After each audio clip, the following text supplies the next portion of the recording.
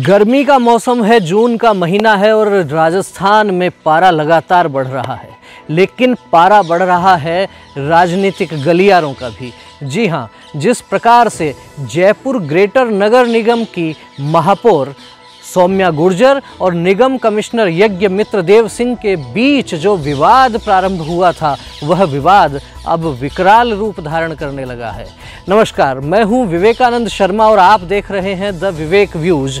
इस वीडियो में हम चर्चा करेंगे इस विषय पर कि आखिर जयपुर नगर निगम ग्रेटर की मेयर को लेकर जो विवाद प्रारंभ हुआ था, वो विवाद कितने प्रकार के अलग अलग उसके कोण बन चुके हैं, इन पर चर्चा करेंगे। और चर्चा करें उसके पहले आपसे ये कहना चाहता हूं कि यदि आपने अभी तक द विवेक व्यूज को सब्सक्राइब नहीं किया है तो सबसे पहले हमारे चैनल को सब्सक्राइब कीजिए। जी हाँ, हम चर्चा कर रहे थे डॉक्टर सौम्या गुर्जर, जयपुर नगर निगम ग्रेटर की जो महापौर हैं, उनके और निगम कमिश्नर के बीच जिस प्रकार से विवाद प्रारंभ हुआ और उस विवाद ने तूल पकड़ते पकड़ते जिस प्रकार से कांग्रेस की जो सरकार है राजस्थान में, उस कांग्रेस की सरकार ने महापौर सहित 3 पार्षदों के खिलाफ जिस प्रकार से कार्रवाई की है, उस कार्रवाई के विरोध में भारतीय जनता पार्टी ने राजस्थान भर में धरने, प्रदर्शन और ज्ञापन देने का कार्यक्रम रखा है।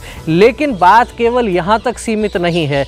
वास्तव में राजनीति के जो रंग यदि हम देखते हैं और सियासी पारे के बढ़ने की जब हम बात करते हैं, तो उसको इस एंगल से भी हम समझ सकते हैं कि कांग्रेस पार्टी के ही एक कद्दावर नेता शांति धारीवाल के खिलाफ जिस प्रकार से राजस्थान प्रदेश कांग्रेस कमेटी के अध्यक्ष गोविंद सिंह डोटासरा ने मोर्चा खोल दिया है। सार्वजनिक रूप से उन्होंने जो बयान दिया है कि शांति धारीवाल ने जो कदम उठाया है, जो निर्णय लिया है, वह निर्णय उन्होंने कोई आम सहमति से नहीं लिया, वो निर्णय उन्होंने व्यक्तिगत स्तर पर लिया है।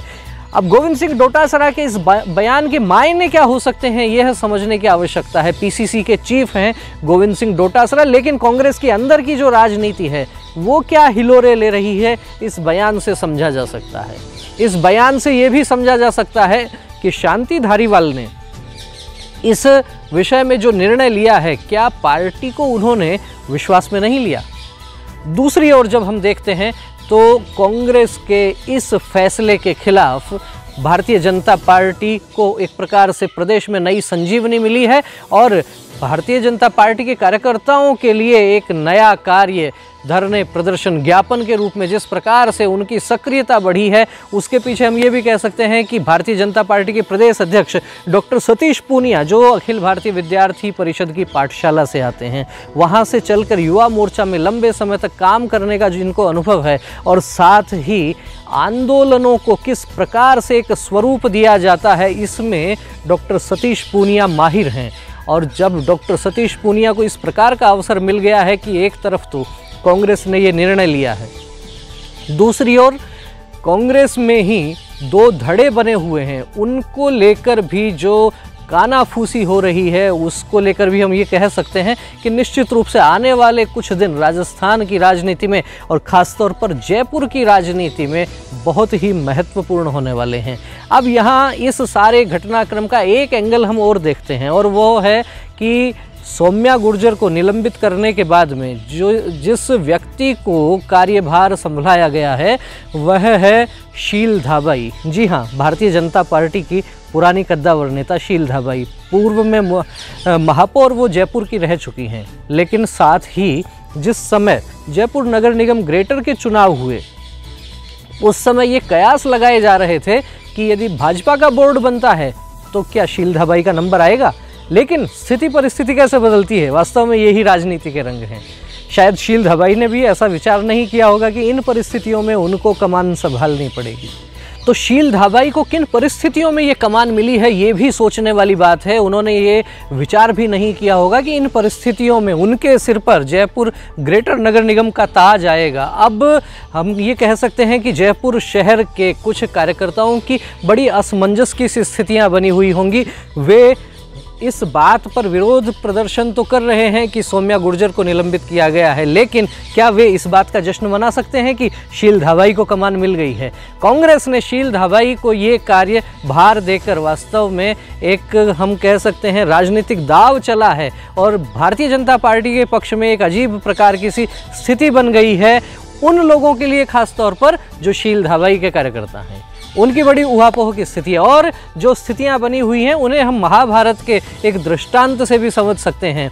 जब पांडु अनेक राज्यों की विजय यात्रा करके पुनः हस्तिनापुर लौट कर आए और कुछ दिन विश्राम करने के लिए वन में गए, वहाँ किंदम ऋषि की उनके द्वारा अनजाने में जो हत्या हो गई, उसके बाद में जो उनको श्राप मिला, तो हस्तिनापुर का राज्य सिंहासन और हस्तिनापुर का मुकुट, उसकी सत्ता धृतराष्ट्र के सिर पर रखकर पांडु वन को चले जाते हैं। किंतु जब पांडु पुत्र वापस लौटते हैं तो स्थितियां क्या बनती हैं? महाभारत की उस घटना को हम वर्तमान में जयपुर नगर निगम ग्रेटर का जो ये घटनाक्रम चल रहा है इससे जोड़कर भी देख सकते हैं। इस समय शील धाबाई के सिर पर ताज है, लेकिन दूसरी ओर हम ये भी कह सकते हैं कि सौम्या गुर्जर को वापस क्या ये ताज मिलेगा? मिलेगा तो कब मिलेगा, और जब मिलेगा तो शील धाबाई की मनस्थिति किस प्रकार की होगी? लेकिन बहरहाल अभी हम ये कह सकते हैं कि लड़ाई ये कहाँ किस किस मोर्चे पर लड़ी जा रही है। एक इसका हम घटक ये कह सकते हैं कि शील धाबाई के कार्यकर्ता और सौम्या गुर्जर के कार्यकर्ताओं के बीच में किस प्रकार का द्वंद्व होगा, इस विषय को समझ सकते हैं। दूसरा द्वंद्व हम समझ सकते हैं ये भी कि शांति धारीवाल और गोविंद सिंह डोटासरा, कांग्रेस के दो कद्दावर नेता, दो दिग्गज नेता, जिस प्रकार की बयानबाजी इस सारे विषय को लेकर हो रही है, तो अंदर खाने कांग्रेस की सियासी प्याली में भी किस प्रकार का तूफान आ रहा है, ये भी सोचने समझने की बात है। और तीसरी बात ये है कि जिस प्रकार से कांग्रेस ने बैठे बिठाए भारतीय जनता पार्टी को एक मुद्दा दे दिया है सड़कों पर आने का, एक मुद्दा दे दिया है कांग्रेस का विरोध करने का, और यहाँ तक कहा जा रहा है कि राजस्थान के इतिहास में शायद ये पहली बार है कि किसी निर्वाचित नगर निगम के मेयर को जिस प्रकार से कांग्रेस ने हटाया है, यह भी इतिहास में, राजस्थान के इतिहास में पहले कभी नहीं हुआ है। इन सब विषयों को लेकर न्यायपालिका की भी नज़र है, वहाँ के भी दरवाजे खटखटाए जा रहे हैं, लेकिन इस सारे घटनाक्रम का